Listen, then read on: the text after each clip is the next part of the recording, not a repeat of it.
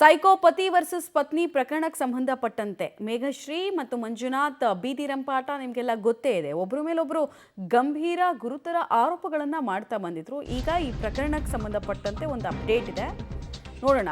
ಪತ್ನಿ ಮೇಘಶ್ರೀ ವಿರುದ್ಧ ಎಫ್ಐಆರ್ ದಾಖಲಾಗಿದೆ. ವಿಲ್ಸನ್ ಗಾರ್ಡನ್ ಠಾಣೆಯಲ್ಲಿ ಎಫ್ಐಆರ್ ಆಗಿರೋದು. ಪತಿ ಮಂಜುನಾಥ್ ಕೊಟ್ಟಂತಹ ದೂರಿನ ಅನ್ವಯ ಎಫ್ಐಆರ್ ರಿಜಿಸ್ಟರ್ ಆಗಿದೆ.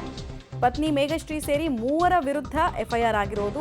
A1 ಇದರಲ್ಲಿ ಪತ್ನಿ ಮೇಘಶ್ರೀ, A2 ಅವರ ತಾಯಿ, A3 ಅವರ ತಂದೆ. ಕೊಲೆ ಬೆದರಿಕೆ ಮತ್ತು ಹಣಕ್ಕೆ ಬೇಡಿಕೆ ಇಟ್ಟ ಆರೋಪದ ಹಿನ್ನೆಲೆಯಲ್ಲಿ ಎಫ್ಐಆರ್ ಆಗಿರೋದು. 25 ಲಕ್ಷ ಹಣವನ್ನು ಇವರು ಡಿಮ್ಯಾಂಡ್ ಮಾಡಿದ್ದಾರೆ. ಮೇಘಶ್ರೀ ಮತ್ತು ಫ್ಯಾಮಿಲಿಯವರು ಡಿಮ್ಯಾಂಡ್ ಮಾಡಿದ್ದಾರೆ ಅನ್ನುವಂತಹ ಆರೋಪ. ದೂರನ್ನು ಸ್ವೀಕರಿಸಿದಂತಹ ಪೊಲೀಸರು ಈಗ ಸದ್ಯಕ್ಕೆ ಎಫ್ಐಆರ್ ಅನ್ನು ದಾಖಲಿಸಿದ್ದಾರೆ. ಸೊ ಪರಸ್ಪರ ಎಫ್ಐಆರ್ಗಳು ಆಗಿದೆ. ಒಬ್ಬರು ನನಗೆ ಅಸಹಜ ಲೈಂಗಿಕ ಬೇಡಿಕೆಗಳನ್ನು ಇಡ್ತಾ ಇದ್ದಾರೆ ಅನ್ನೋದು ಒಬ್ಬರ ಆರೋಪ. ಇನ್ನೊಬ್ಬರು ನನಗೆ ಹನಿ ಟ್ರ್ಯಾಪ್ ರೀತಿ ಮಾಡಿದ್ದಾರೆ ಅಂತ. ಅವತ್ತು ಲೈವ್ಗೆ ಬಂದಾಗಲೂ ಕೂಡ ಮಂಜುನಾಥ್ ಇದೇ ಆರೋಪಗಳನ್ನು ಮಾಡಿದ್ದು. ಹನಿ ಟ್ರ್ಯಾಪ್ ಮಾಡಿ ನನ್ನನ್ನು ಬ್ಲ್ಯಾಕ್ ಮೇಲ್ ಮಾಡ್ತಾ ಇದ್ದಾಳೆ ಆಕೆಯ ವಿರುದ್ಧ ನನ್ನ ಹತ್ರ ಸಾಕಷ್ಟು ಸಾಕ್ಷಿಗಳಿದೆ, ಆಕೆಯನ್ನು ಜೈಲಿಗೆ ಕಳಿಸೋ ತನಕ ನಾನು ಸುಮ್ಮನೆ ಕೂರಲ್ಲ, ಹೀಗೆ ಕಂಟಿನ್ಯೂಸ್ ಒಳ್ಳೆ ಎಕ್ಸ್ಪ್ರೆಸ್ ರೈಲಿನ ರೀತಿ ಆತ ಆರೋಪಗಳ ಸುರಿಮಳೆಯನ್ನು ಮಾಡಿದ್ದ. ನನ್ನ ಗಂಡನಾದ ಮಂಜುನಾಥ್ ಸಾಕಷ್ಟು ಕಿರುಕುಳವನ್ನು ಕೊಡುವ ಕೆಲಸವನ್ನು ಮಾಡ್ತಿದ್ದಾರೆ. ಜೊತೆಗೆ ಮನೆಯಲ್ಲಿ ತಂದೆ ತಾಯಿ ಇರುವಂಥ ಸಂದರ್ಭದಲ್ಲಿ ಬೆತ್ತಲೆಯಾಗಿ ಓಡಾಡುವಂಥ ಅನುಚಿತವಾಗಿ ವರ್ತನೆ ಮಾಡುವಂಥ ಕೆಲಸವನ್ನು ಮಾಡ್ತಾರೆ ಅನ್ನುವಂಥ ಆರೋಪವನ್ನು ಮಾಡಿ ವಿಲ್ಸನ್ ಗಾರ್ಡನ್ ಪೊಲೀಸ್ ಠಾಣೆಯಲ್ಲಿ ಪತ್ನಿ ಮೇಘಶ್ರೀ ಅವರು ಮಂಜುನಾಥ್ ವಿರುದ್ಧ ಎಫ್ಐಆರ್ ಅನ್ನು ದಾಖಲು ಮಾಡಿದರು. ಎಫ್ಐಆರ್ ದಾಖಲಾದ ಬಳಿಕ ಮಂಜುನಾಥ್ ಕೂಡ ಪತ್ನಿಯ ವಿರುದ್ಧ ಮತ್ತೊಂದು ಎಫ್ಐಆರ್ ಅನ್ನು ಮಾಡಿಸುವ ಕೆಲಸವನ್ನು ಮಾಡಿದ್ದಾರೆ.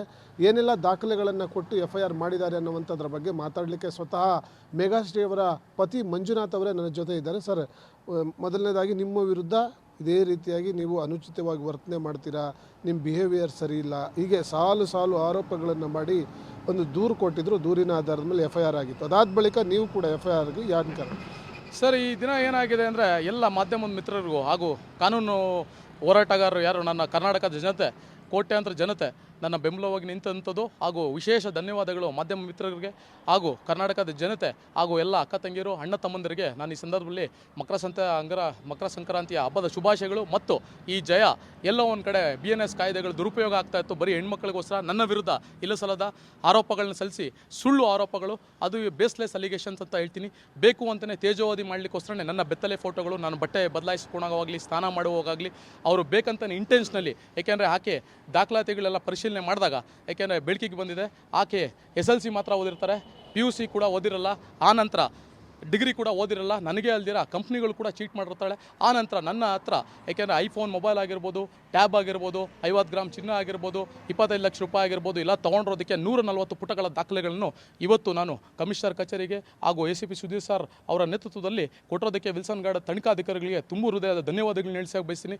ಎಲ್ಲೋ ಒಂದು ಕಡೆ ಯುವಕರಿಗೆ ಸಿಕ್ಕಂಥ ಜಯ, ಯುವಕರಿಗೆ ಅನ್ನೋದಲ್ಲ, ಎಲ್ಲೋ ಒಂದು ಕಡೆ ಈ ಇಂಡಿಯನ್ ಸಿಟಿಸನ್ಸ್ ಪ್ರೊಟೆಕ್ಷನ್ ಆ್ಯಕ್ಟ್ ಅಂತ ಬೇರೆ ದೇಶದಲ್ಲಿದೆ, ನಮ್ಮ ದೇಶದಲ್ಲೂ ಕೂಡ ಕಾಯ್ದೆ ಒಂದು ಬಂದರೆ ಎಲ್ಲ ಕಡೆನೂ ಇವು ಈಕ್ವಲ್ ಟು ರೈಟ್ ಅಂತಾರೆ. ಮಹಿಳೆಯರಿಗೆ 50% ರಿಸರ್ವ್ ಇರ್ತಾರೆ, ಗಂಡು ಮಕ್ಕಳಿಗೆ 50% ರಿಸರ್ವ್ ಅಂತಾರೆ. ಎಲ್ಲ ಒಂದು ಕಡೆ ನಮಗೆ ಒಂದು ಕಠಿಣವಾದ ಕಾಯ್ದೆಗಳಿರ್ಬೋದು, ಡೊಮೆಸ್ಟಿಕ್ ವೈಲೆನ್ಸ್ ಎಸ್ಪೆಷಲಿ ಗಂಡಸರ ಮೇಲೆ ಆಗ್ತಾರ ಅಂತೂ. ಏಕೆಂದರೆ ಎಲ್ಲ ಹೆಣ್ಮಕ್ಳು ಒಳ್ಳೆಯವರು ಇರ್ತಾರೆ, ಆದರೆ ಈ ಥರ ಪಿಶಾಚಿ, ಈ ಥರ ಒಂದು ಹುಳ ಕ್ರಿಮಿಕೀಟಗಳನ್ನ ನಮ್ಮ ಸಮಾಜದಿಂದ ಕಿತ್ತೋಗಿಬೇಕು ಅಂತ ಹೇಳ್ತೀನಿ. ಹಾಗೂ ಯುವಕರಿಗೆ ಈಗ ಈ ಮೂಲಕ ಹೇಳ್ತೀನಿ, ಯಾರೇ ಆಗಿರ್ಬೋದು ಡೊಮೆಸ್ಟಿಕ್ ವೈಲೆನ್ಸ್ ಫೇಸ್ ಮಾಡ್ತಾರೆ, ದಯವಿಟ್ಟು ಹೊರಗಡೆ ಬನ್ನಿ. ಕಾನೂನಿದೆ, ನಮಗೂ ಕಾನೂನಾತ್ಮಕ ಹೋರಾಟ ಮಾಡಲಿಕ್ಕಾಗುತ್ತೆ.